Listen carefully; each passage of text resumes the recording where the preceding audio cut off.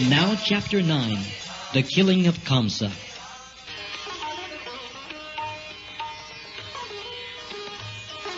After Kamsa's wrestlers expressed their determination, the Supreme Personality of Godhead, the killer of Madhu, confronted Chanura, and Lord Balaram, the son of Rohini, confronted Mushtik. Krishna and Chanura, and then Balaram and Mushtik, locked themselves hand to hand, leg to leg, and each began to press against the other with a view to come out victorious. They joined palm to palm, calf to calf, head to head, chest to chest, and began to strike each other. The fighting increased as they pushed one another from one place to another. One captured another and threw him down on the ground, and another rushed from the back to the front of another and tried to overcome him with a hold. The fighting increased, step by step. There was picking up, dragging and pushing, and then the legs and hands were locked together.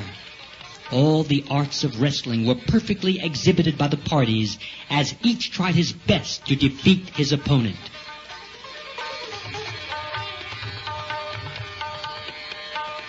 But the audience in the wrestling arena was not very satisfied because the combatants did not appear to be equally matched. They considered Krishna and Balaram to be mere boys before the wrestlers Chanura and Mushtik, who were huge men as solid as stone. Being compassionate and favoring Krishna and Balaram, many members of the audience began to talk as follows. "Dear friends, there is danger here." Another said, "Even in front of the king, this wrestling is going on between incompatible sides." The audience had lost their sense of enjoyment. They could not encourage the fighting between the strong and the weak. So they said, "Mushtik and Chanura are just like thunderbolts, as strong as great mountains. And Krishna and Balaram are two delicate boys of very tender age. The principle of justice has already left this assembly. Persons who are aware of the civilized principles of justice will not remain to watch this unfair match. Those taking part in this wrestling match are not very much enlightened. Therefore, whether they speak or remain silent, they are being subjected to the reactions of sinful activities."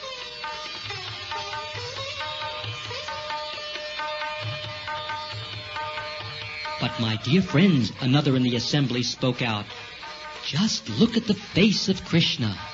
There are drops of perspiration on his face from chasing his enemy, and his face appears like the lotus flower with drops of water. And do you see how the face of Lord Balaram has turned especially beautiful? There is a reddish hue on his white face because he is engaged in a strong wrestling match with Mushtik." Ladies in the assembly also addressed one another. "Dear friends, just imagine how fortunate is the land of Vrindavan, where the Supreme Personality of Godhead himself is present, always decorated with flower garlands, and engaged in tending cows, along with his brother, Lord Balaram. He is always accompanied by his cowherd boyfriends, and he plays his transcendental flute. The residents of Vrindavan are fortunate to be able to constantly see the lotus feet of Krishna and Balaram, which are worshipped by great demigods like Lord Shiva and Brahma and the goddess of fortune.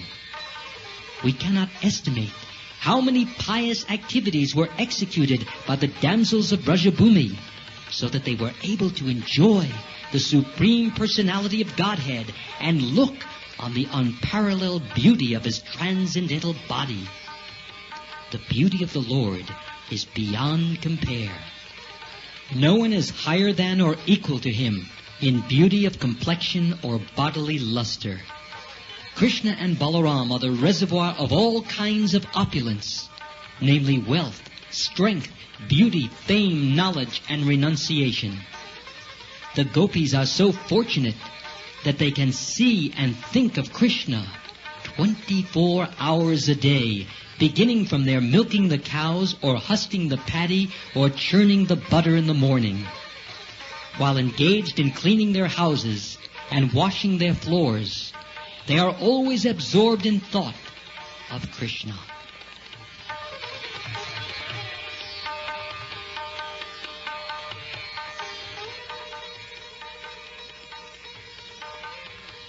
The gopis give a perfect example of how one can execute Krishna consciousness even if he is in different types of material engagement. By constantly being absorbed in the thought of Krishna, one cannot be affected by the contamination of material activities. The gopis, therefore, are perfectly in trance, samadhi, the highest perfectional stage of mystic power. In the Bhagavad Gita, it is confirmed that one who is constantly thinking of Krishna is a first-class yogi among all kinds of yogis. My dear friends, one lady told another, we must accept the gopis' activities to be the highest form of piety. Otherwise, how could they have achieved the opportunity of seeing Krishna both morning and evening when he goes to the pasturing ground with his cows and cowherd boyfriends and returns in the evening? They frequently see him playing on his flute and smiling very brilliantly.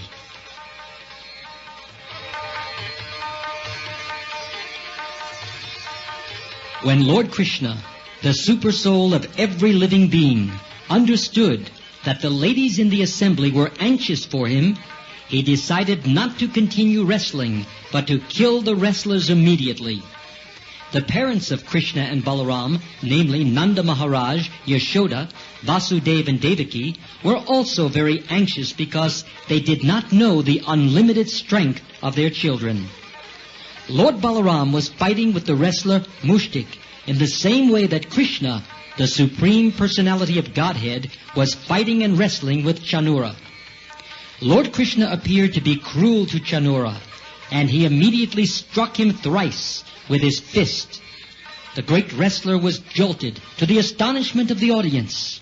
Chanura then took his last chance and attacked Krishna just as one hawk swoops upon another.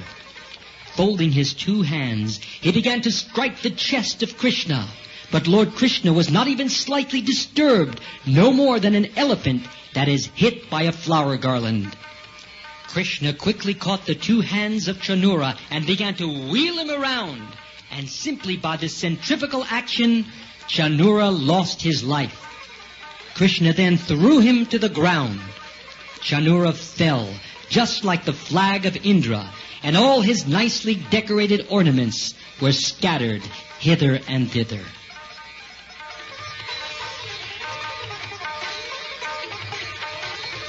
Mushtik also struck Balaram, and Balaram returned the stroke with great force. Mushtik began to tremble, and blood and vomit flowed from his mouth. Distressed, he gave up his vital force and fell down, just like a tree falls down in a hurricane. After the two wrestlers were killed, a wrestler named Kut came forward. Lord Balaram immediately caught him in his left hand and killed him nonchalantly. A wrestler of the name of Shal came forward, and Krishna immediately kicked him and cracked his head. A wrestler named Toshal came forward and was killed in the same way. Thus, all the great wrestlers were killed by Krishna and Balaram, and the remaining wrestlers began to flee from the assembly out of fear for their lives. All the cowherd boyfriends of Krishna and Balaram approached them and congratulated them with great pleasure. While drums beat and they talked of the victory, the leg bells on the feet of Krishna and Balaram tinkled.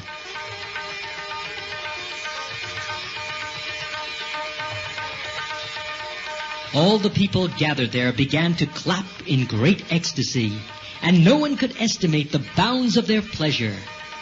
The Brahmins present began to praise Krishna and Balaram ecstatically. Only Kamsa was morose. He neither clapped nor offered benediction to Krishna. Kamsa resented the drums being beaten for Krishna's victory, and he was very sorry that the wrestlers had been killed and had fled the assembly. He therefore immediately ordered the drum playing to stop and began to address his friends as follows. I order that these two sons of Vasudeva be immediately driven out of Mathura. The cowherd boys who have come with them should be plundered and all their riches taken away. Nanda Maharaj should immediately be arrested and killed for his cunning behavior. And the rascal Vasudev should also be killed without delay. Also, my father Ugrasen, who has always supported my enemies against my will, should be killed.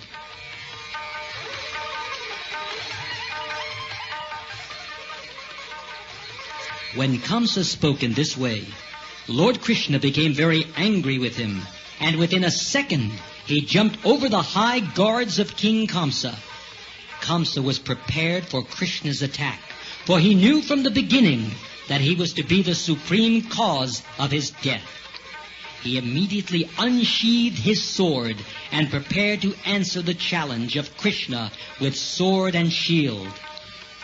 As Kamsa wielded his sword up and down, hither and thither, Lord Krishna, the supreme powerful Lord, caught hold of him with great force. The Supreme Personality of Godhead, who is the shelter of the complete creation, and from whose lotus navel the whole creation is manifested, immediately knocked the crown from the head of Kamsa and grabbed his long hair in his hand. He then dragged Kamsa from his seat to the wrestling dais and threw him down.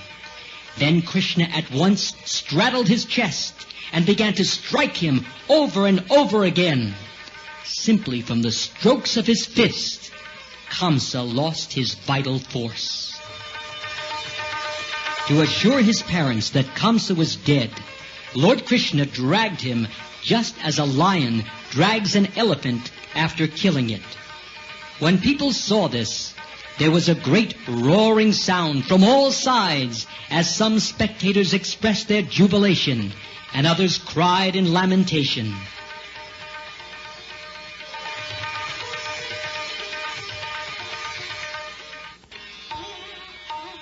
From the day Kamsa heard he would be killed by the 8th son of Devaki, he was always thinking of Krishna with his wheel in hand.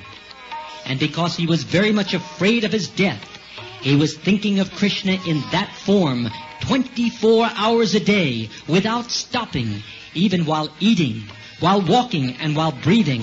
And naturally, he got the blessing of liberation. In the Bhagavad Gita it is stated, Sada Tad Baba Bhavata.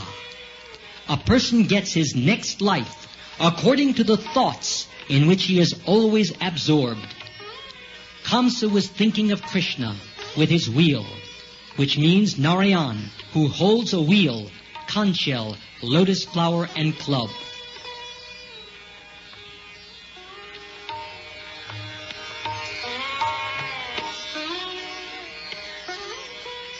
According to the opinion of authorities, Kamsa attained Sarupya Mukti after death. That is to say, he attained the same form as Narayan or Vishnu. On the Vaikuntha planets, all the inhabitants have the same bodily features as Narayan. After his death, Kamsa attained liberation and was promoted to Vaikuntha Loka. From this instance, we can understand that even a person who thinks of the Supreme Personality of Godhead as an enemy gets liberation or a place in a Vaikuntha planet. So what to speak of the pure devotees who are always absorbed in favorable thoughts of Krishna? Even an enemy killed by Krishna gets liberation and is placed in the impersonal Brahma Jyoti. Since the Supreme Personality of Godhead is all good, anyone thinking of him, either as an enemy or as a friend, gets liberation. But the liberation of the devotee and the liberation of the enemy are not the same. The enemy generally gets the liberation of Sayuja, merging into the infinite light, and sometimes he gets Sarupya liberation, obtaining a similar form of the Lord.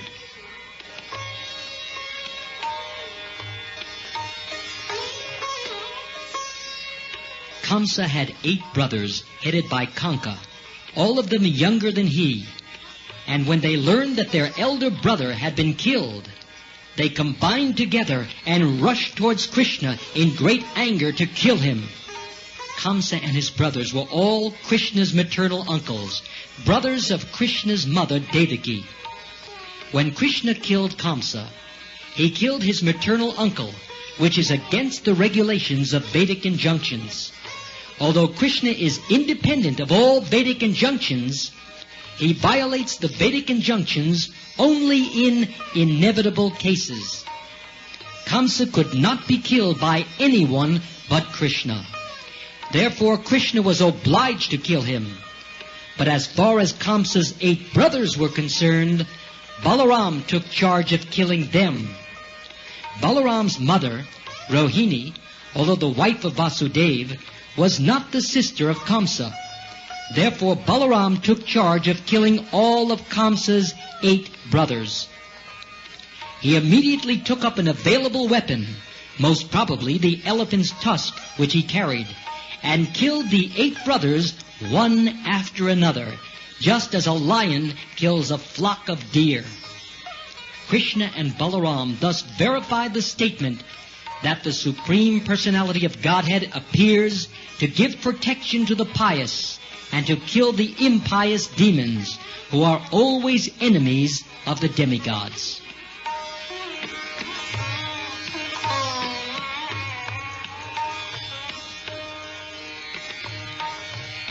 The demigods from the higher planetary systems began to shower flowers, congratulating Krishna and Balaram.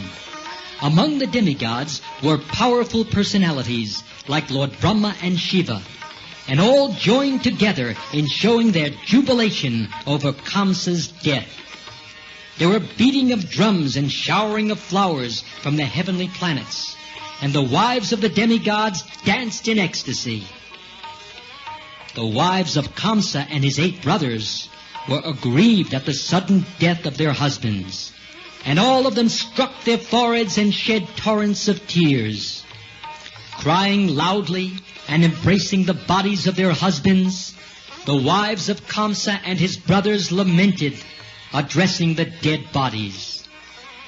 Our dear husbands, you are so kind and are the protectors of your dependents. Now, after your death, we are also dead, along with your homes and children. We no longer look auspicious. On account of your death, the auspicious functions to take place, such as the sacrifice of the bow, have all been spoiled. Oh, dear husbands, you treated persons ill, persons who were faultless, and as a result, you have been killed.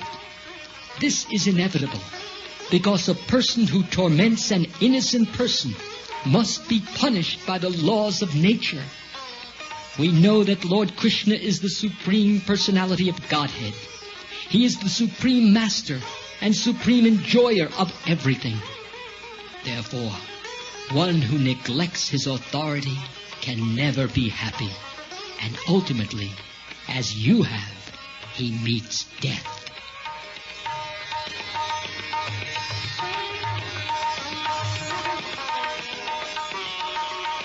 Since Krishna was kind and affectionate to his aunts, he solaced them as far as possible. The ritualistic ceremonies performed after death were then conducted under the personal supervision of Krishna, because he happened to be the nephew of all the dead princes. After finishing this business, Krishna and Balaram immediately released their father and mother, Vasudeva and Devaki, who had been imprisoned by Kamsa. Krishna and Balaram fell at their parents' feet and offered them prayers. Vasudeva and Devaki had suffered so much trouble because Krishna was their son. It was because of Krishna that Kamsa was always giving them trouble. Devaki and Vasudeva were fully conscious of Krishna's exalted position as the Supreme Personality of Godhead. Therefore, although Krishna touched their feet and offered them obeisances and prayers, they did not embrace him, but simply stood up to hear the Supreme Personality of Godhead. Although Krishna was born as their son, Vasudeva and Devaki were always conscious of his position. Thus ends the Bhaktivedanta purport of the second volume, 9th chapter of Krishna, The Killing of Kamsa.